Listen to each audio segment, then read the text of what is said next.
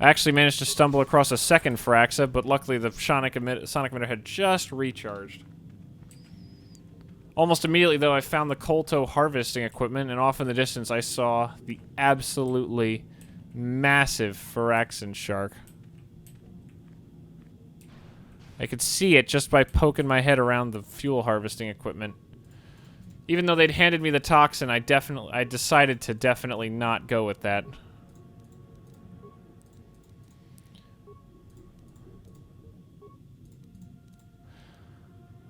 The only thing that the machine that the woman had told me was that at some point the pod would explode. But without much trouble, I managed to trick the fuel supply system into destroying the harvesting equipment.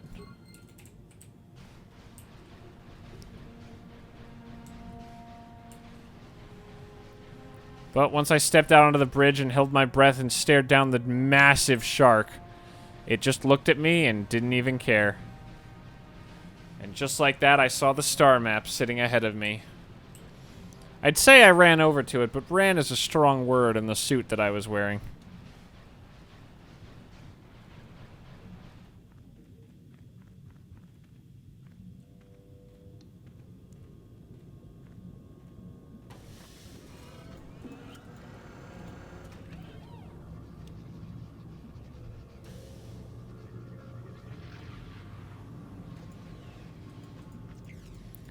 But just like that, I had the map open,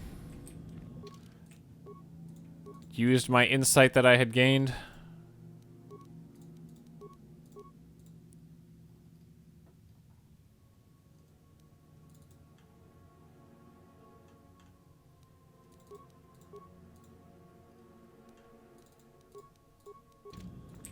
and headed back to meet up with Mission in Bastila.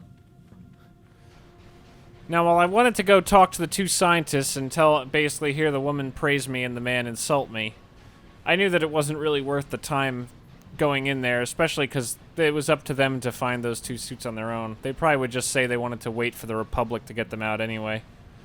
So, I decided to just take a shortcut that I'd seen and head straight back to Mission in Bastila so we could get the heck off this planet.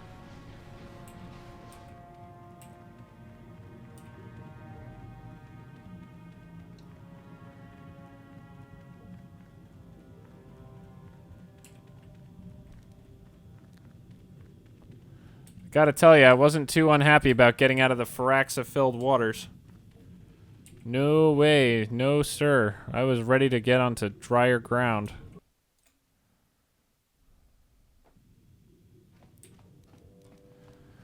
But, stepped out back into the base, and Bastila and Mission were more than ready to help me get my suit off, and we headed out. Thankfully, the base was still nice and safe and sound. And nothing stood in our way from getting out. I had no idea what had happened to the mercenary. He wasn't on the submersible, and he just seemed to be gone, but... thankfully, he wasn't in a position to stop us from getting out.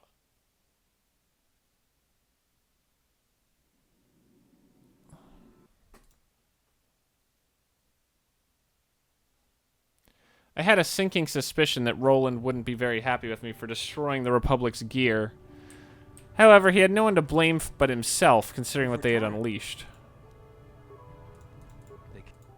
Something was... it's horrible. What has happened? Well, that's good to know. Good. Well, but... oh, as you can...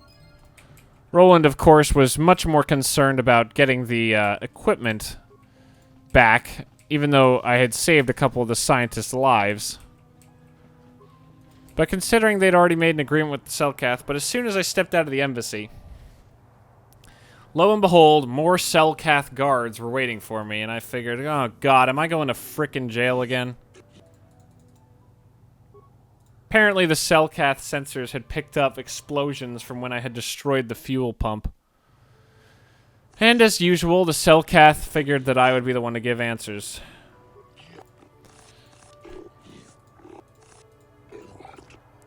As soon as I mentioned that the base I had gone to had been set up by the Selkath and Republic together. One judge spoke up and said we know about it, but the other judges were not very happy.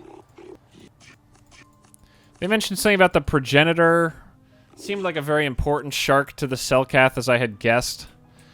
But when I left, they were very thankful to see me go.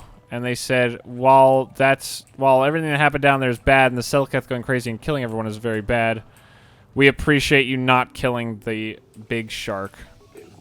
But I took this opportunity to speak to my Selkath friends at the bar.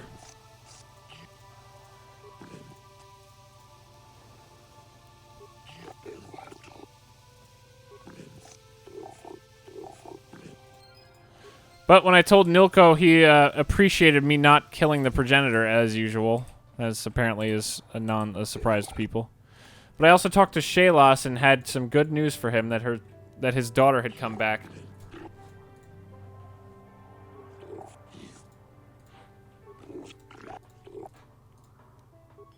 That was a truly wow. Thankfully, Shalos said that he was going to use the information to really stick it to the Sith government for trying to kidnap and brainwash these young Selkath. But thankfully, we were done here, and it was time for us to leave Manaan. I decided I could use the opportunity to hop back to Tatooine and check on the mercenary that was supposedly harassing people. But I decided to talk to Bastila before we left. What? I've seen you. Decided to flirt with her and tease her a little bit, and What? but Bastila wasn't really interested in talking much more. She basically wanted to say that she was proud of how I'd been acting, but I should be wary of temptation. I knew temptation. I knew the temptation of the game. But at the same time, I knew that I wasn't going to do anything like these Sith were. These Sith were truly nuts. But deciding to not wait for Bastila, Mission and I tried to head to the Ebon Hawk, but unfortunately, Mission decided halfway back that she was interested. She wanted to wait for Bastila to show up before we left. But thankfully, Bastila rejoined us after her moment of contemplation about what we'd been talking about, and we got back on the Ebon Hawk.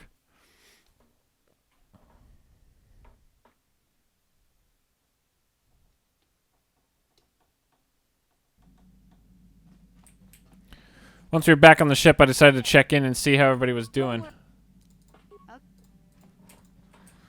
Mission was still going on about her brother. Canderous, though, I hope for some more war stories. At the start, the Republic Revan and in the end, it looked, I still remember. Canderous told us about Revan's massive defeat of the Mandalorians and how he had truly outsmarted them, but Canderous just appreciated Revan. Decided to take the chance to try to repair HK. But unfortunately, I had not improved my skills enough at the time, so... At the time, he was still a mystery to me. Decided to check on Juhani and see how she had settled in and enjoyed Manaan. With the exception of this, the dominant indigenous, the self as they any. Had a good conversation with her about Manaan, but then she asked me to... she seemed to be bothered by something, and when she finally admitted what it was, Taris had apparently been her homeworld. She apparently blamed us for the destruction of Taris, but when she finally calmed down and admitted that she was wrong. Apparently Taris had been as horrible as it seemed for an alien, but she seemed to believe that she was very weak, but I promised her that she was not wasting anyone's time by having a conversation about something that truly bothered her, like the destruction of her shitty home planet.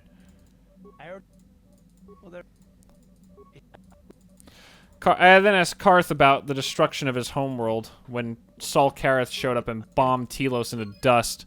Apparently Karth's son had been lost, not dead, literally lost, but his wife had been found dead in the destruction of Telos, and that was why he hated Saul so much.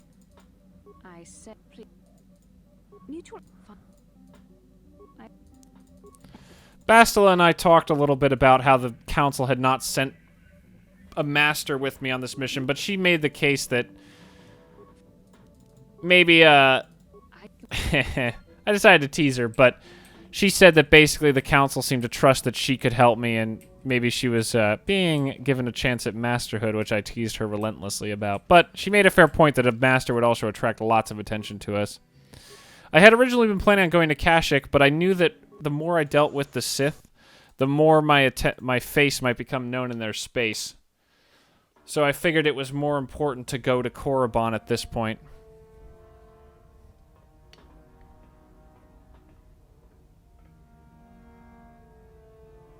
Calo Nord is dead, Lord Malak. He has failed in his mission. Forgive me. The penalty for failure is death, Admiral Kareth. But the failure was Calo's, not yours. You may rise. Shall I hire another bounty hunter, Lord Malak? No mere bounty hunter can stand against a Jedi. I shall not make the same mistake again. My apprentice, Darth Bandon, shall take care of our young Jedi friend.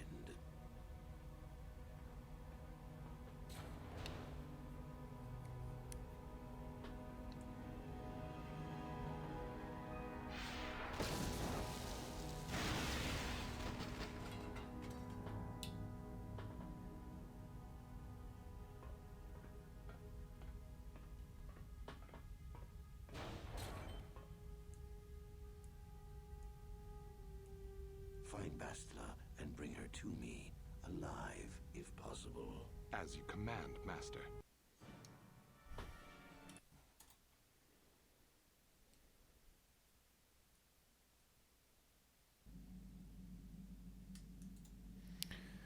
As we arrived on Korriban and I had my nightmare about the star map, I realized I hadn't actually gone back to Dantooine and investigated that guy.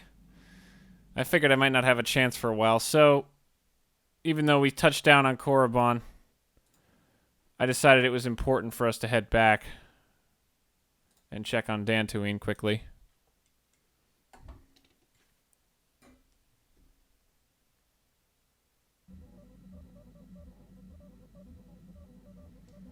There are some who. No. Talking to Bastila about the vision, it seemed like the Sith might recognize her, and that the star map seemed to be in a Sith structure or some kind of cave or tomb or something like that, based on what we knew about Korriban. So we agreed that she probably shouldn't show her face on planet, but we quickly lifted the ship back off and headed back to Dantooine. Back on Dantooine, I decided to head out finally, and while I knew that I couldn't talk to Hulas back on Manaan with anybody around, it was certainly not a problem to bring people with me.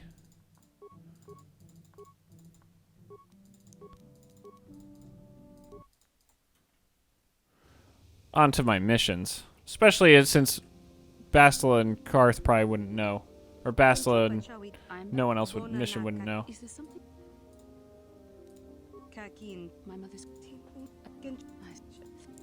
We ran into a Twi'lek when we left the ship talking about Bastila and her mother. Apparently Bastila's mother was on Tatooine. And apparently had some kind of horrible condition or something going on, so while Bastila was not very interested in seeing her mother, I argued that we should probably go to Tatooine and check on her. Well, it was another stop to take before we headed back to Manaan, or back to Korriban. It seemed fine enough for us to just take the detour. After all, especially if Bastila's mother had a condition, it seemed like it was a good idea to meet up with her as soon as we could.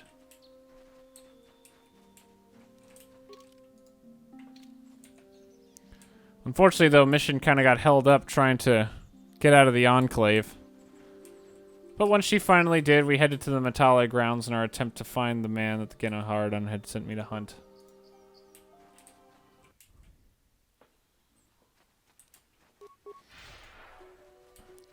While I wasn't too hopeful, I also had no idea if they were going to be near the Sandal or Metale grounds.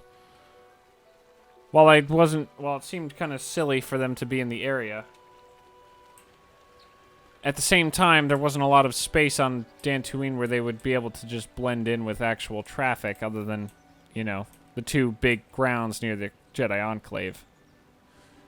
As long as he kept a low profile, it didn't seem that crazy to think that he could easily pass unnoticed.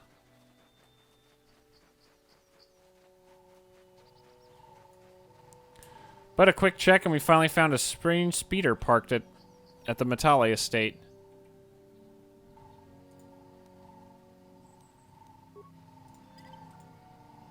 Managed to spike into the computer and set off the alarm to get Zulon to come out and see us. Could have set a mine, but I wanted to deal with a slaver personally. As soon as I admitted I was the one who had messed with his speeder, he just pulled a gun and didn't even wait for anything else.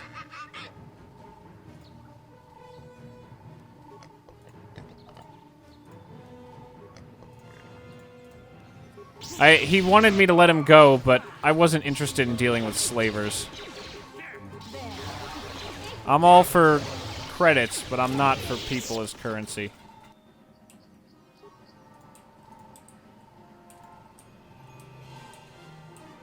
But, just like that, the slaver was dealt with, and we headed back to the Hawk. However, once we got back to the Hawk, we were approached by another Twi'lek. It was actually Lena, the woman who apparently had left Taris with Griff. She claimed that Griff had started blaming Lena for all of their problems as soon as they left Taris and drained away all her money. She had apparently ditched him on Taris because he had started to go working for went and started working for Zerka Corp. But since I knew it meant a lot to Mission, and thankfully we were already heading back to Tatooine, I knew that we could see Mission's brother and hopefully see Basila's mother all at the same time. But just like that, we were back on Taris and ready to go. Ready to find Griff and ready to find Basila's mother. Luckily, I did know where we could start for one of them.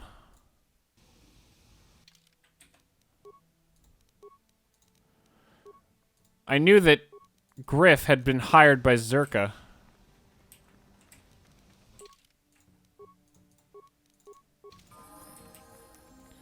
So it seemed likely to find at least some kind of information about him at the offices.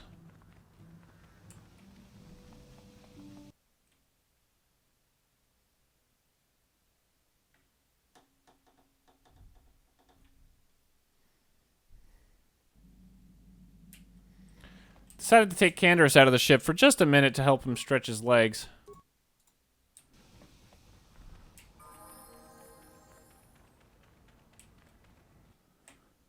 But once we got out of the landing bay, I decided that it was more important to have Mission with us when we talked to the Zerka rep.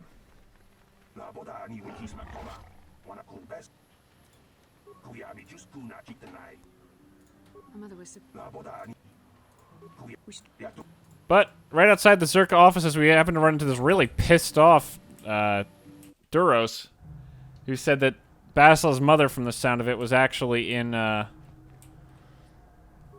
cantina. Griff? Oh, you mean that? He entered. We would have fired. He was very fair.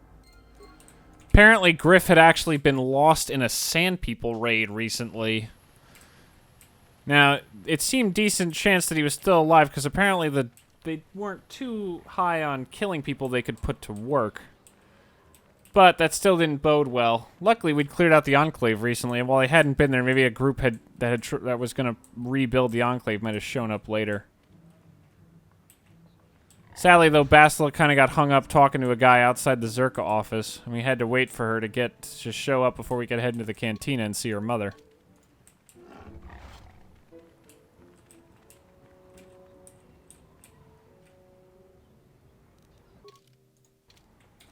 I'm here. What? But just like that, she finally joined up, and we headed in, and we quickly saw her mother sitting at the back. What do you and your And as expected, they both started getting very angry at each other very quickly. But apparently the reason, it was actually a good chance for a good timing, because apparently Bastila's father had actually been killed, sadly, on a hunting mission. He had apparently been hunting Krayt Dragon. And while that was definitely a dangerous plan, there was one convenient thing. We had just killed a Krayt Dragon a little while ago while on Tatooine. And while we hadn't found anything at the time that looked like a little personal holocron, we hadn't been looking for anything like that either. So maybe, just maybe, if we went back to the cave where the Krayt Dragon was, we might actually find something. Bastila didn't really seem sure what she wanted to do about it and wasn't really processing the news very well, but she certainly agreed that we should go get the holocron and that she would figure out later on whether or not she wanted to give it back to her mother. But I had a feeling that I would be able to convince her. It seemed kind of heartless for her to just keep this holocron that, while her father meant a lot to her, it must have meant the world to her mother, especially when she was dealing with her illness.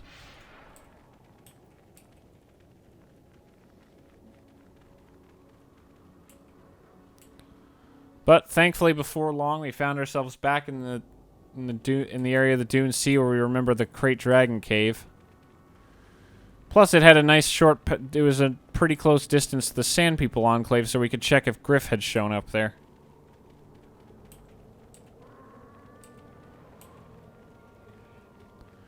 Funny enough, as we approached, Callow and his buddies' speeders were still there. Although their bodies had been buried by the sand, the speeders were still sticking out.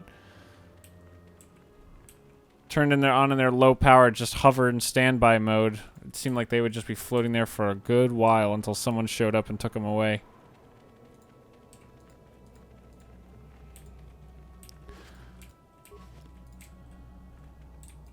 How can I help?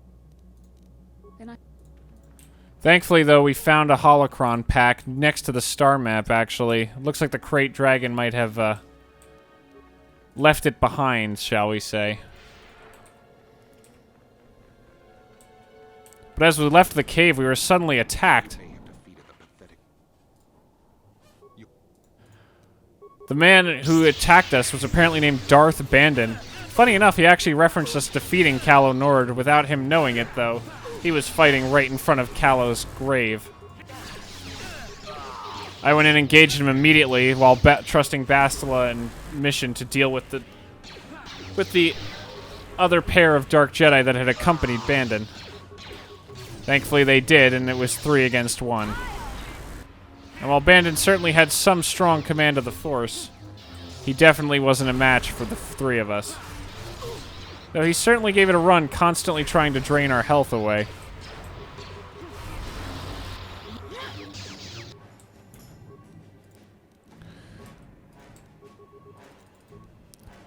Mission actually found herself very hurt along with Bastila. Luckily, they both managed to pop med packs just before Bandon turned on the life drain again. Sadly, Mission didn't react in time. Next time, he drained our health.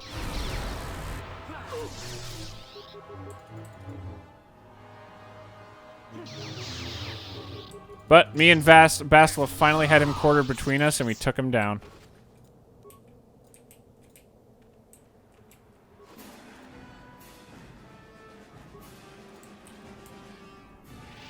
And just like that, now there were 6 speeders sitting outside the Krayt Dragon cave.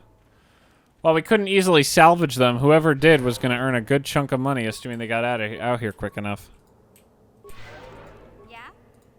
Yes? What?